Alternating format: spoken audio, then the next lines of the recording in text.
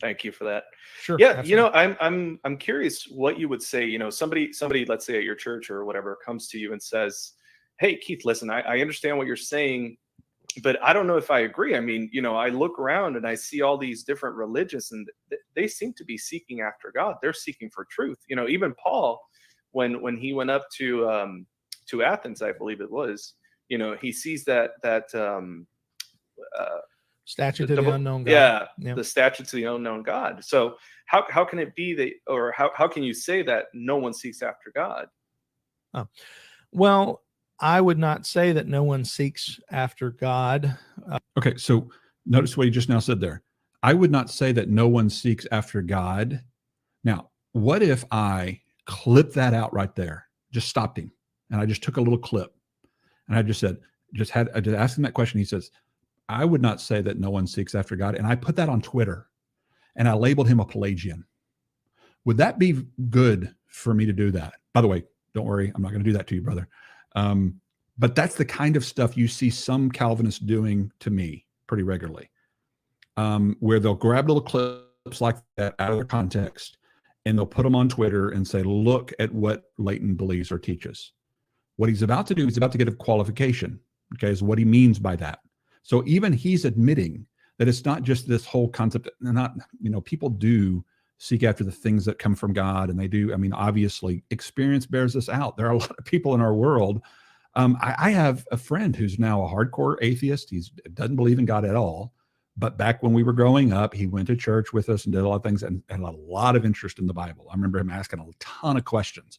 I don't think anybody could ever say he was not seeking to know the things of God. I don't think anybody who knows anything about Derek Webb and the Caveman Call singer who's now an atheist, I don't think anybody could ever possibly think that he never sought after God. Tyler Avila, for goodness sake, I mean, listen to his testimony about how much he begged God to help him and praying and just all the things that he went through before he deconverted and renounced his faith. To say that they never sought after God or sought the things of God, or even sought to know more about God, or I mean, I don't know how anybody can come to that conclusion that you have to be regenerated, born again, in order to even seek after the things of God. Because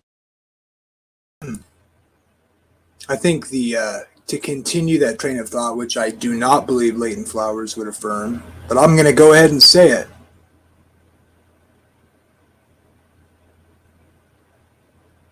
Are you really going to say that they wouldn't be saved if they had died when they were believing? Don't tell me it's so easy to be saved and that these people that were living the Christian life and believed Osos, like Vela did, in a sense, right? Believed in eternal security.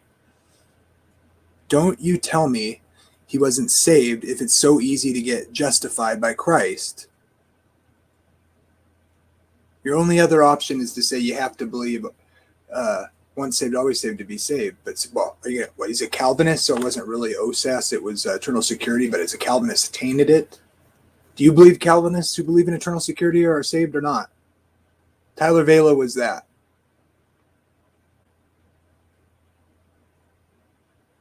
Oh, you could say Tyler Vela is still saved. Well, we can pray for that, can't we?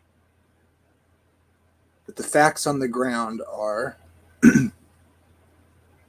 you can't renounce your faith and be right with God. Turn your back. And you can't